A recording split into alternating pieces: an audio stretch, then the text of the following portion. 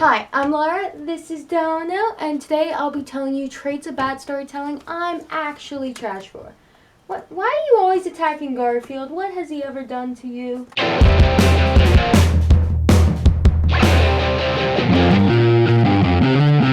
So me and Domino are hanging out right now. Oh, you give me kisses. Oh, now you're trying to eat me. He's an avid reader. As you can see, he really appreciates books. Don't eat the books. Oh my gosh. So, as you can tell from this channel, I enjoy discussing fiction. I enjoy telling you my thoughts and interpretations and giving you what I think is good advice. However, the key word there is think, because at the end of the day, this is just my interpretation. This channel is meant to be a way for me to discuss writing and fiction with you, not as a way for me to spread my writing gospel. I am not an expert, and I am definitely not always right. And what I think makes a good book doesn't always equate a successful book. And in fact, I feel like so many of my opinions are unpopular. Maybe I don't know what it takes to make a good book. And there's been so many really popular works, such as Throne of Glass, Shadow and Bone, also Wonder Woman, that I've criticized that maybe I'm just wrong. So in the spirit of my bad taste, I would like to talk to you about traits of bad writing that I actually like. And this is a casual video without much of a script, so it'll probably be a mess. It already is, because the kitten is in here and he keeps being what? No, what do you go? No, okay, thank goodness. I thought he was going to attack the tripod from. Oh no, he is attacking the tripod. He's just so small he couldn't knock it over. So anyway, let's get to the traits of bad writing that I'm actually trash for. And number one is excessive showing. And what I mean by this is when you show so much that you end up with long dragged out scenes that aren't actually important to the story. But yeah, even though this is actually a problem with writing, it's something that never bothers me. What? Because I like to see everything. Oh, thank you.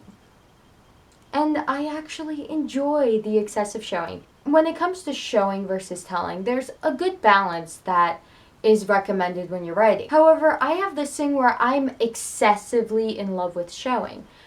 Every unnecessary detail, tons of scenes showing the in-between transitions that aren't needed.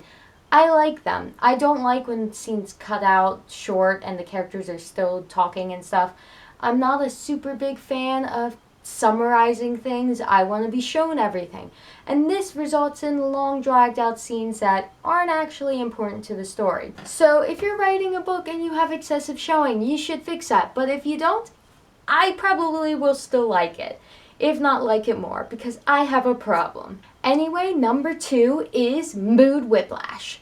Yes, I like mood whiplash in a story. It's not necessarily something I'm like your story should have it, as much as something that never bothers me. Stories with excessive mood whiplash don't really bother me because I like stories that have all the emotion. The problem is that I don't quite always notice when the emotion's going too drastic back and forth. Oh, he's attacking the tripod. Let's see if it falls. I like going from extreme happiness to extreme dark, sad, and anger. And that is something I've always kind of enjoyed. It never has bothered me. I'm not saying that you should have mood whiplash and that I'll like your story better if it has mood whiplash, but I will not be something that I call out. It will always be something that I enjoy. The only time it does bother me is when the actual dark thing is made light of.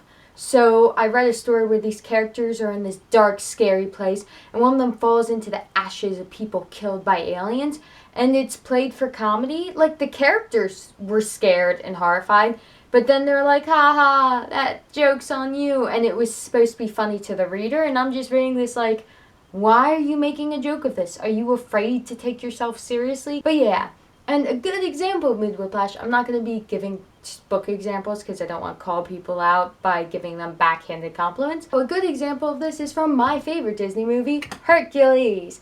And so what happens is Hercules has lost his powers to Hades. He made a deal with him, agreeing that he will give up his powers for a day as long as Meg doesn't get hurt. So he's being beaten by a Titan, and he's given up because he's realized Meg's betrayed him.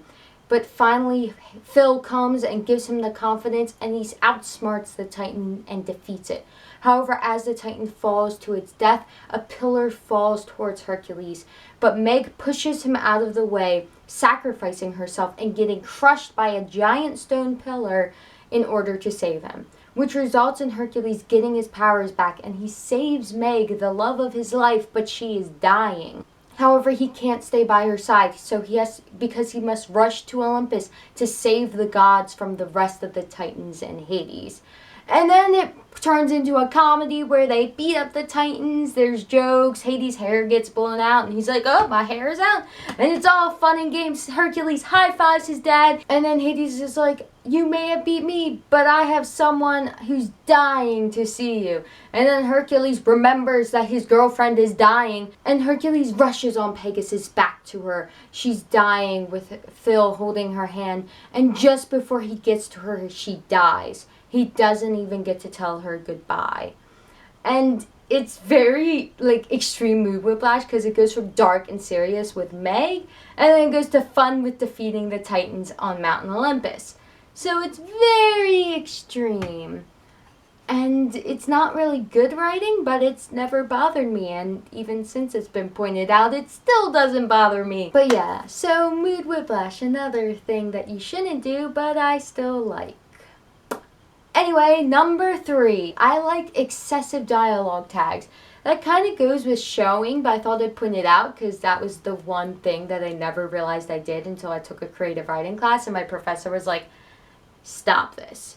And that's just when you have dialogue tags where every single tag has a character doing a hand motion, making a face, doing some sort of action, to the point where it's excessive and ruins the flow of the dialogue.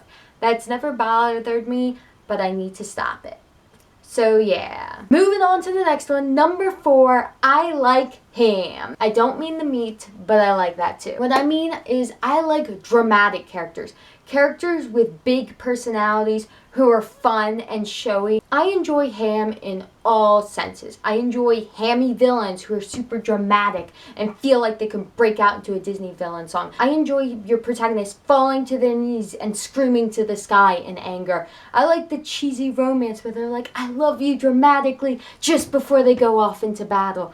I like the ham. I like the drama. I came here to be entertained. And though this isn't actually bad writing, it can result in stereotypical or campy characters. Now, I don't like it when you just have the mean girl or the jerk jock, but to be honest, if your villain is having a really great time killing people, even if they aren't the best written villain or even that well written of a villain, if they're entertaining and they have a presence in the book, I'll still enjoy them a ton. Now, I do like complex villains. I would much rather have a well written complex villain than a hammy villain.